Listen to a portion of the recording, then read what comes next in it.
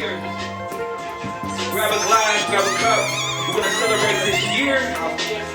A year of just endurance. A year of beauty. A year of supporting our kings and queens.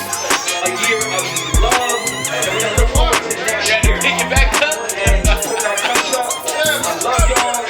Respect y'all. Without this room right here, we touch so many lives. Welcome to Portraits of a King.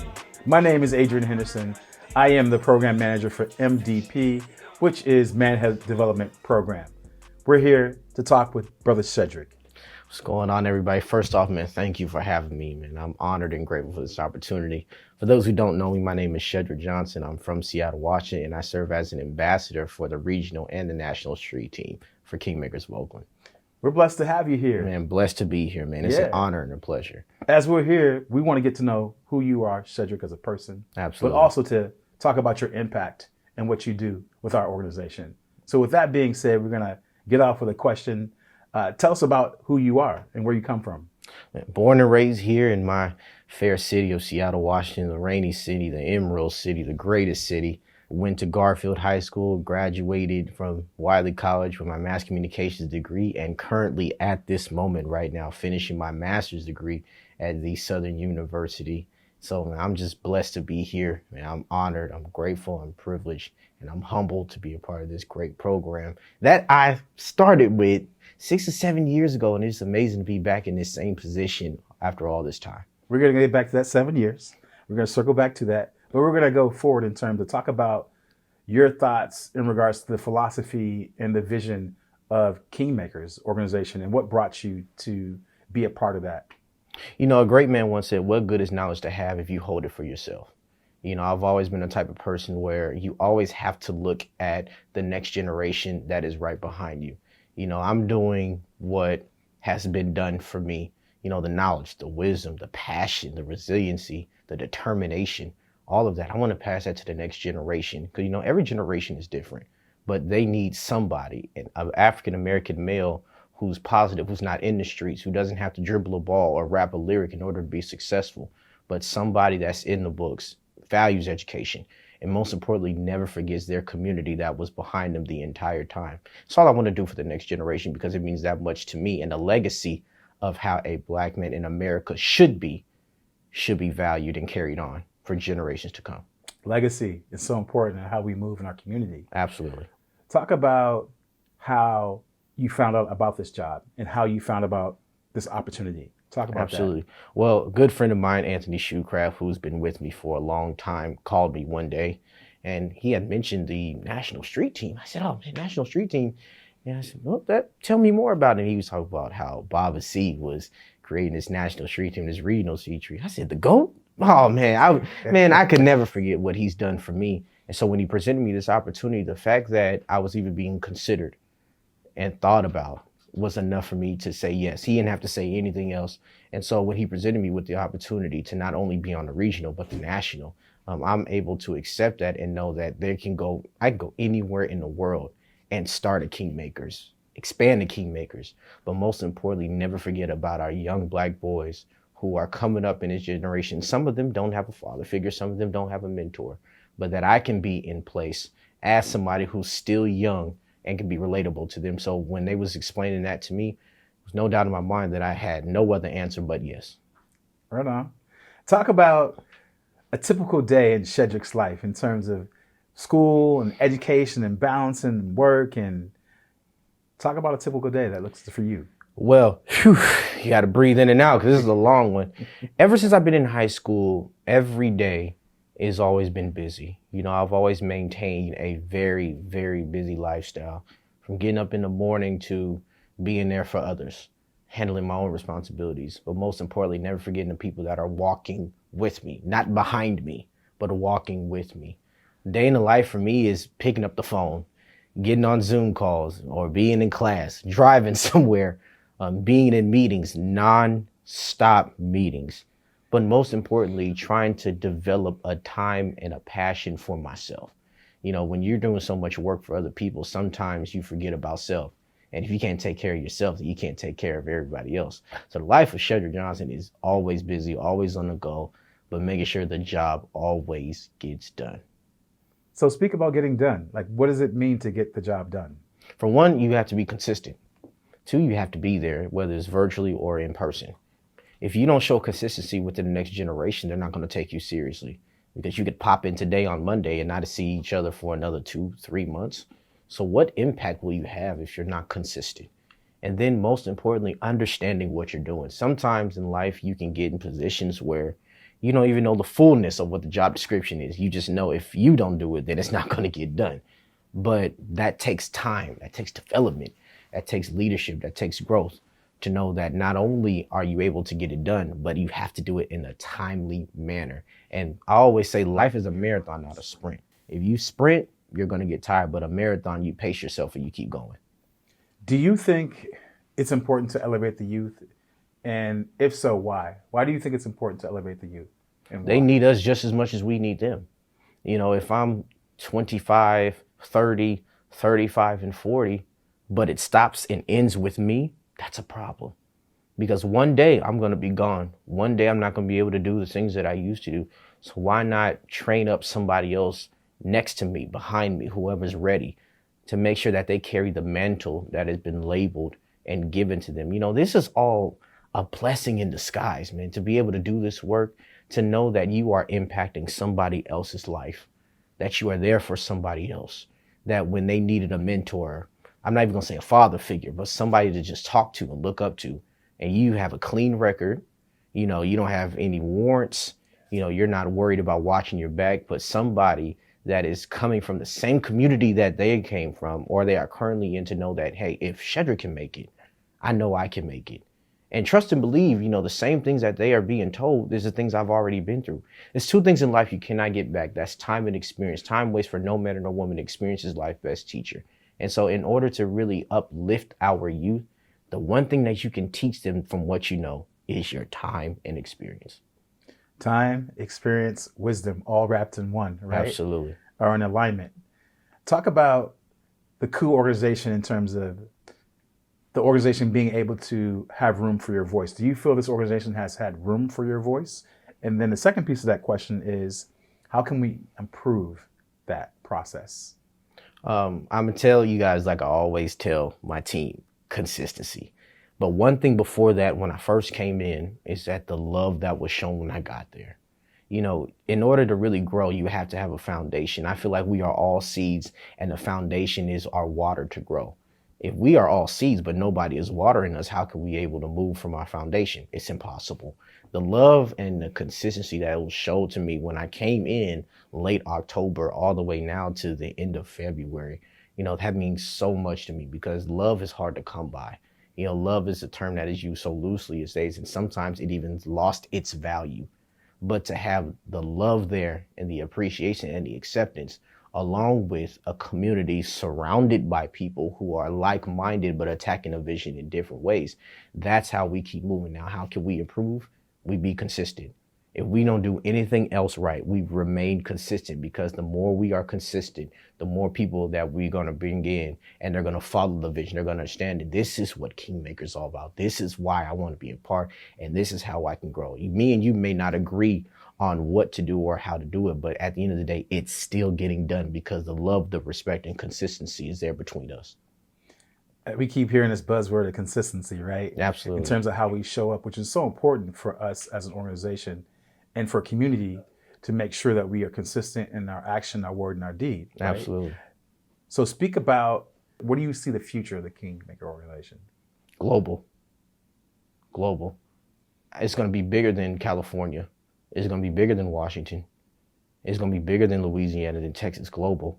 I see this in growing profusely. I mean, I see it growing all over the United States, all over the world, wherever.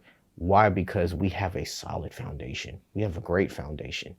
And the fact that, you know, our leader, Bobby C, is humble as he is, always willing to be a helping hand to somebody, always looking after somebody, never forgetting somebody, always maintaining his network connectability. That means everything, because if it starts from the leader, then it trickles all the way down to the flock. But if the leader's not right, then we're not going to go anywhere. But that's not our story. You know, our leader is amazing. And, you know, if he was right here in front of me, I'd tell him to his face, you know, just thank you.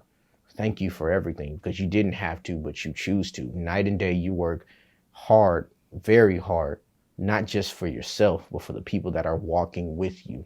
And I see this thing going global, man. I'm excited to see, and I'm just honored to be a part of this journey, man. I'm excited to see what the vision is going to be. Yeah, you segue into the next question. You talk about the story. What's the story? Because everyone has a story. This organization's Humble Beginnings has a really unique story. Absolutely. Which is going to circle back to you is you got to tell me a story about Shedrick. You got to tell me a story about Shedrick in terms of how does, living your legacy, being consistent, working hard, what that looks like, but showing up as a Black male. There's been some stories. So share a story about, who you are that ties this organization's values and visions that are in alignment with you, that you can tell a story to our folks. When I came to the retreat this past year, I didn't know it took 11 years to get where Kingmakers was originally planned to be.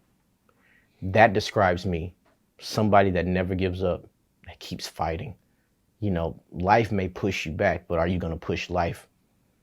Somebody who keeps pressing, somebody who never stops moving, never wants to stop growing, and is humble enough to know when he's right, and is even more humble enough to know when he's wrong. Because a real man can stand in front of 1,000, but a great man can stand in front of 1,000,000. And so to have that mindset and to never stop growing and to never stop believing and being a part of an organization that has come through so much adversity and finally getting to where they are supposed to be means a lot to me. It means I still got a lot of work to do, but I don't want to stop here. I want to keep moving. I want to keep pressing. And then I want to bring the next generation, keep moving, keep pressing, because life is going to knock you down. But it's not about when you get knocked down. It's about when you get back up again. Dope. Thank you for sharing. Absolutely. Speak to your team, the team that you have. What's so special about your team that is part of the Shedrick crew? Talk about your team. Well, they keep it real. They keep it real. They keep it real. But it's not out of jealousy. It's not out of disrespect. It's out of love. It's out of, okay, Shedrick, you could have done this better. Okay, Shedrick, you need to work on this area. Shedrick, I know you're tired. Pace yourself. That's the one thing they constantly tell me, Shedrick, pace yourself. Because there's no stop in my game. I don't know what stop is. It's all gas, no brakes. I keep moving. But there has to be a time where you have to sit, think, and be grateful for all the things. But smell the roses while you can. Because when you leave this earth, you won't be able to smell them and flourish like you want to anymore, because the journey will be over. But taking time off just to breathe and say, wow, this has been done. And I didn't do it by myself, but I did it with a plethora of people. I did it with a greater foundation. Taking time to breathe, man. We don't breathe. That's, I was always raised to think about what's next. What's next? What's going to happen after this? How are we going to do this? But in the meantime, I'm also learning how to say, you know what? Wow, I'm really doing this. This is amazing. It's an amazing feeling. And I'm doing it the way I'm supposed to, not a copycat of anybody else or not being somebody that I'm not, but I'm being me. Unapologetically Shedrick. So that's how I feel about that. Speak to wellness and health. That's a big part of our community that I feel that we're lacking in regards to making sure that our health and our wellness are in alignment, that we're in a good headspace, that we're healthy, that we're practicing good habits. Speak to that and how that has been a part of your life and what you do. Mental health is critical. Mental health is critical. You have to find something that makes you happy outside of your work. Because if you put all your eggs in one basket, it can drive you crazy. It can drive you bananas. One of my favorite things to do is spend time with family. Spend time with my family, laugh, cry, giggle, even have serious conversations, but at the end, knowing that I'm around and protected by my own that have been with me from the start. You have to take care of your mental health. It is vital you take care of your mental health, because if you don't, there won't be a balance. There has to be a balance in life. You have to celebrate. You have to make sure you celebrate your life, but balance your work and your happiness all at the same time. Because the moment you collide the two, sometimes you'll be working more than you'll actually be happy. Now, on instances, there'll be times where you're happy while you work, but sometimes you got to get away from the desk. Sometimes you got to step back and just breathe, acknowledge, be happy, do something outside of the workplace. It's important because nowadays, as a man, We don't value mental health as much as we should. We don't talk about it as much because a man's supposed to be strong. You know, a man is not supposed to have emotions. And these are all the things and all the formalities that the world is bringing to us. But sometimes the strongest ones need help as well. If we're being strong for everybody else, who's going to be strong for us? So it's important that you balance your life the best way that you can and know and split the difference in everywhere you go. As we're talking about Portrait of a King, talk about some of the obstacles and the fears that you had, right, as you move forward to become Shedrick, the best version of Shedrick. Talk about some of those fears and some of those challenges that you've had that you had to overcome, right, to where you are. Absolutely. One of my biggest fears in life was never living up to my fullest potential. Everything I do, I want to maximize every opportunity that I get. I don't want to half do a job. I don't want to give only 50% of myself. I want to go all in. And sometimes that's not realistic because you can't give your all to everything that you put your hands on, because unfortunately you'll be putting your hands on multiple things at once. So you got to give a little bit of here and then a little bit of there and then a little bit there. But in that little bit, make sure you're giving the best that you can. And that's something that I'm still struggling with today, trying to manage everything all at once, but not trying to make sure that I don't shortchange one thing and give most of my energy to another. And that's very difficult because whenever an opportunity comes, the first thing I do is I want to take it. And if I were to talk to a young king today, I would tell them, make sure that the opportunity that you are being presented is the correct opportunity, because not every opportunity is a good opportunity. Sometimes an opportunity can be presented to you and it could be a downfall. It could be a trap. It could be something that you don't need. But then there's also that golden opportunity that you have been working for that time being, and you have to take it. I'm going to say a word, and this word that I'm going to say, speak to what it means to you and how it impacts you. Absolutely. Blackness. Culture. Me. How we live, how we think, how we breathe, how we act. We are the greatest culture in the world. Often imitated, but never duplicated. Another word. Love. Unconditional. Agape. Which means no matter what's been done, how it's been done, I will always love you for who you are. Community. Something that we need desperately, a lot more. Find where our community is. Keep it. We don't lose it. Don't sell out. Don't give it away. Build, rebuild, restructure, and make it whole. Family. Something that you also need, but make sure that it's the family that is supporting you. And if your biological family is not there, surround yourself with people who have like-minded vision like yourself. Identity. Something you need to look in the mirror every day and notify who you are. And when you go out into the world, know this is who I am. This is what I stand on. This is what I believe in. And I will not be moved. And then when you come back, you can look yourself in the mirror and say, this is who I am and not just what I am.